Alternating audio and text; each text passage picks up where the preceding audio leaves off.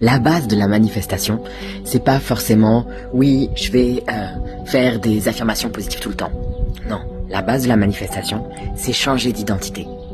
C'est vraiment ce que tout le monde dit, en tout cas quand on sort que de la loi d'attraction mais qu'on part dans la loi d'assomption. Je sais pas si tu as entendu parler aussi. Donc il y a Neville Goddard qui en a beaucoup parlé. J'adore cet homme et à chaque fois c'est toujours changement d'identité. Le changement d'identité passe évidemment par du travail intérieur, reprogrammation de ton inconscient, par libération de tes anciens programmes, par libération aussi de tes lignées familiales, voire même de tes anciennes vies karmiques, etc. Et puis il y a ensuite tout ce qui est en lien avec les actions. Parce que oui, à un moment donné, c'est aussi quelles actions est-ce que je mets en place et à partir de quelle fréquence. Tu rajoutes à tout ça de la foi, c'est-à-dire que je crois que ça va se manifester avant même que je le vois, et ça crée égale des résultats. Et là où on va dire que le bas blesse parfois, c'est de croire que ok, j'ai la capacité de manifester en ne faisant rien. Certes, je suis d'accord avec toi en théorie carrément.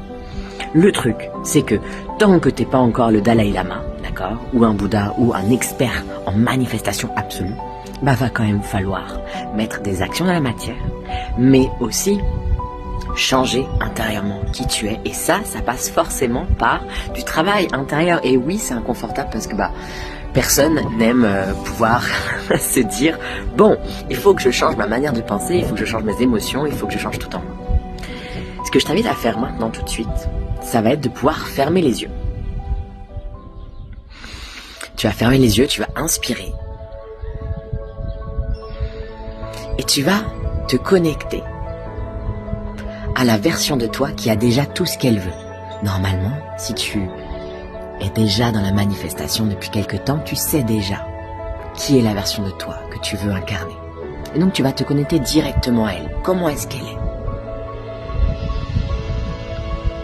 Tu peux la voir peut-être physiquement, tu peux peut-être sentir aussi ses émotions.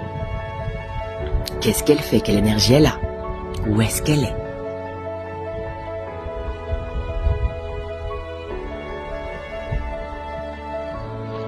Et à partir de là, tu vas lui demander quelle est ta manière de penser que je n'ai pas encore.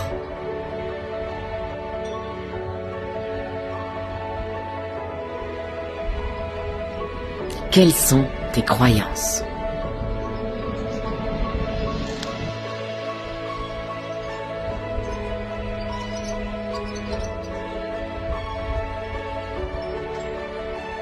À quel point est-ce que tu es convaincu à 10 sur 10 de réussir absolument tout ce que tu souhaites?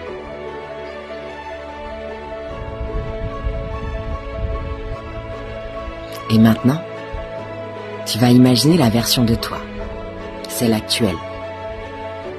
Et tu vas pouvoir voir les deux versions. La version de toi qui a tout ce qu'elle souhaite et la version de toi actuelle. Et tu vas te demander quelles sont les différences de pensée et de croyance entre les deux.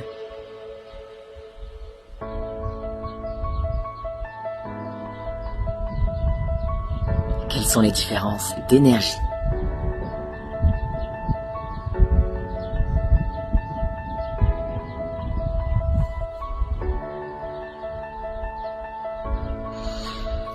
Puis tu vas pouvoir inspirer profondément et revenir à toi.